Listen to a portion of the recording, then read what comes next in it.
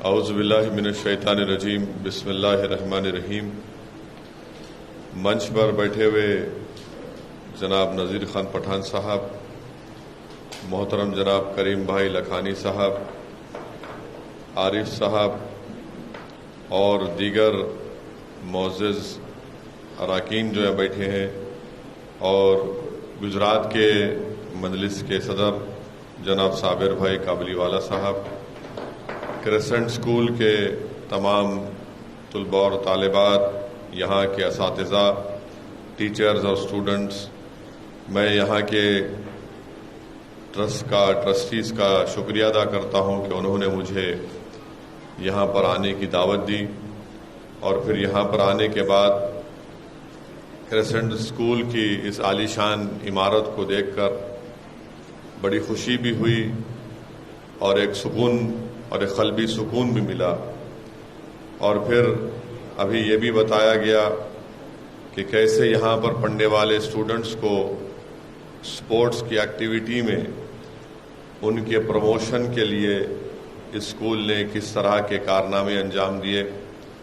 میں سب سے پہلے ان تمام اسٹوڈنٹس کو مبارکباد دیتا ہوں جنہوں نے نیشنل گیمز میں حصہ لیا اور ساتھ ہی ساتھ انہوں نے اس میں کامیابی بھی حاصل کی۔ میں خاص طور سے مبارکباد دوں گا ہماری ان بیٹیوں کو جنہوں نے کوکو چیمپئن شپ میں بڑا مقام حاصل کیا، انہوں نے چیمپئن شپ جیتی، کراٹے میں حصہ لیا، بیڈمنٹن میں، اور ابھی ان کے کوچ اور فزیکل ایڈوائزر یہ بتا رہے تھے کہ پی ٹی ٹیچر یہ بتا رہے تھے کہ کیسے کووڈ کے بعد بھی ان بچوں نے بڑی ہمت کے ساتھ اور حوصلے کے ساتھ ان سپورٹس کمپٹیشن میں حصہ لے کر نہ صرف اپنے لیے بلکہ کریسنٹ اسکول کے لیے ایک بہت بڑا اعزاز اور اس کا نام روشن کیا۔ تو میں آپ کے فزیکل انسٹرکٹر کو اور ان تمام اسٹوڈنٹس کو جنہوں نے ان کمپٹیشن میں حصہ لیا اور کامیابی حاصل کی، ان سب کو مبارکباد دیتا ہوں۔ دوسری بات یہ ہے کہ مجھے خوشی اس بات کی ہوئی اتنی بڑی بلڈنگ دیکھ کر، اور پھر جس پرآشوب دور میں آپ ذمہ داروں نے اسکول کا آغاز کیا، وہ خود قابل مبارکباد ہے کہ آپ نے اس دور میں اس بات کو سمجھا کہ اگر ہم کو اپنے ہاتھوں سے اپنے بچوں کے مستقبل کو اگر سنوارنا ہے اور ان کو اچھا مستقبل دینا ہے، ان کو ایک بہترین انسان بنانا ہے، تو یہ ضروری ہے کہ ہم ان کو تعلیم کے زیور سے آراستہ کریں۔ تو میرے پاس الفاظ نہیں ہے کہ ان ذمہ داروں کا شکریہ ادا کرنے کے لیے جنہوں نے اسکول کو نہ صرف کھڑا کیا بلکہ اس کو کامیابی سے چلا رہے ہیں۔ میں جانتا ہوں کہ تعلیمی اداروں کا قیام عمل میں لانا اور پھر اس کو کامیابی سے چلانا یہ آسان کام نہیں ہوتا ہے، بلکہ اگر میں پوری ذمہ داری کے ساتھ کہوں تو یہ بات میری آپ کو جذباتی نظر آئے گی، مگر اسکول کی ایک ایک عمارت کی اینٹ میں ان تمام ذمہ داروں کے آنسواں شامل ہوں گے، ان کی تکالیف شامل ہوں گی جنہوں نے مصائب اور مشکلات کا سفر طے کر کے اس عالی شان بلڈنگ کو قائم کیا۔ تو میں آپ کو مبارکباد دیتا ہوں کہ آپ نے اتنا بہترین کام کیا ہے کہ یہاں کے پڑھنے والے بچے اور بچیاں جو 2 شفٹ میں اسکول چلتا ہے، میں صرف اللہ سے دعا کر سکتا ہوں کہ اللہ سبحانہ و تعالی اس عمارت کو اور اس عمارت کو بنانے والوں کو اللہ ان کی دین دنیا میں اللہ ان کو ترقی دے، اور اللہ ان کے مصائب اور مشکلات میں اللہ ان میں آسانی پیدا کرے۔ اور یہاں پر جو بچے تعلیم حاصل کرنے کے لیے آئے ہیں اور انشاءاللہ مستقبل میں بھی آتے رہیں گے،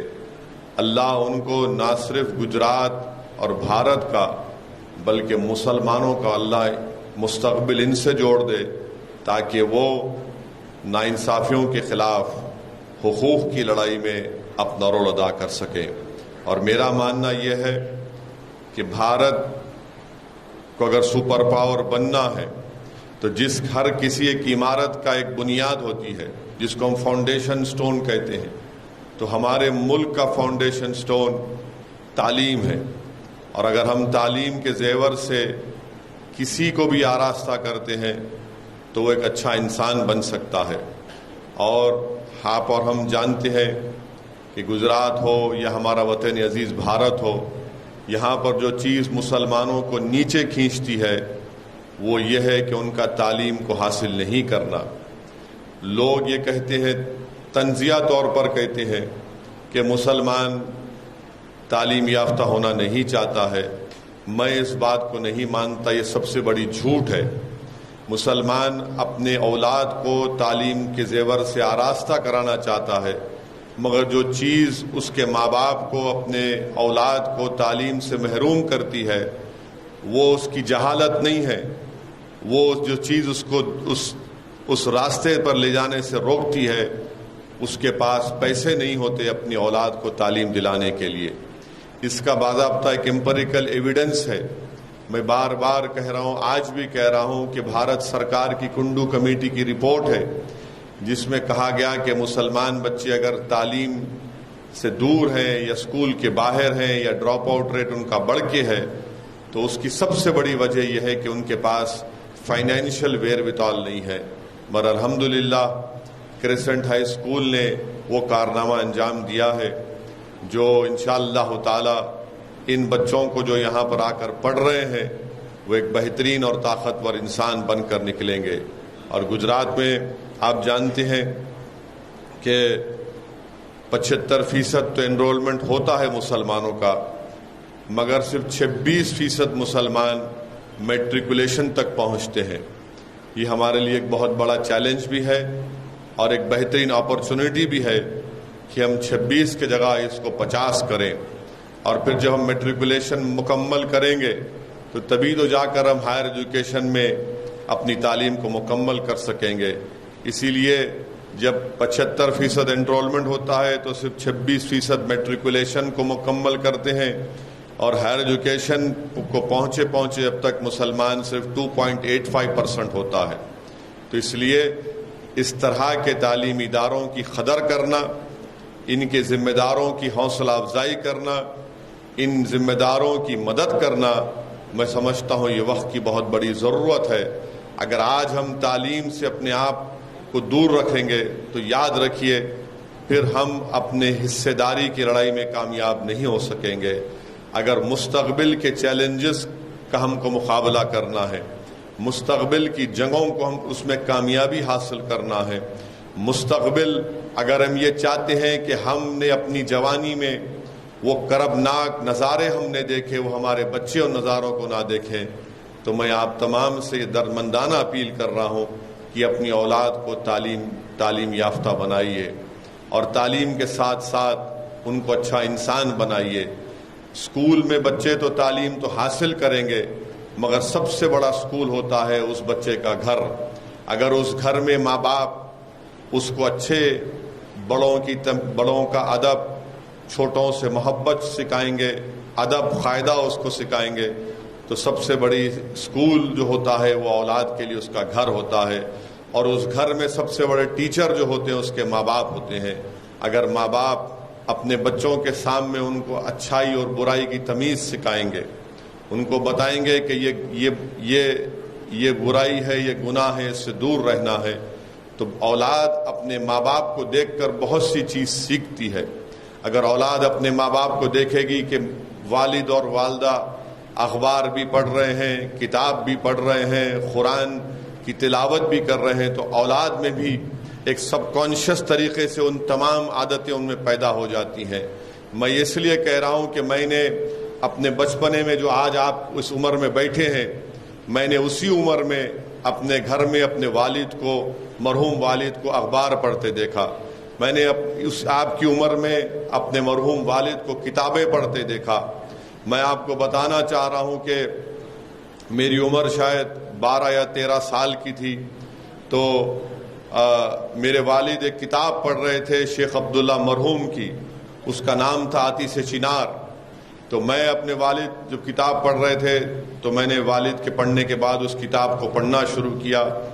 تھوڑی بہت اس کو مکمل کیا، مگر بتا یہ رہا ہوں کہ سب سے بڑی علم گاہ اگر کوئی ہوتی ہے بچوں کے لیے تو ان کا گھر ہوتا ہے، اس کے بعد اسکول ہوتا ہے۔ مگر میں پھر سے آپ تمام ذمہ داروں کا شکریہ ادا کرتا ہوں، اور میں دعا کر سکتا ہوں اور دعا ضرور کروں گا، اور ماشاءاللہ سے ہمارے گجرات پردیش کے ادھیکش جناب صابر بھائی صاحب آپ کے اس نیک کام میں وہ بھی آپ کی مدد کر رہے ہیں، تو اللہ آپ کے اسکول کو اور ترقی دے، یہ صبح قیامت تک آباد اور شاداب رہے۔ ہم نہیں رہیں گے، ذمہ دار نہیں رہیں گے، مگر یہ عمارتیں رہیں گی۔ یہ عمارتیں اس بات کا ثبوت ہے کہ ان کو بنانے والے اپنی قوم سے، ان بچوں کے مستقبل سے کتنی محبت کرتے ہیں۔ میں آپ تمام کو پھر سے مبارکباد دیتا ہوں اور شکریہ ادا کرتا ہوں۔ السلام علیکم ورحمۃ اللہ وبرکاتہ۔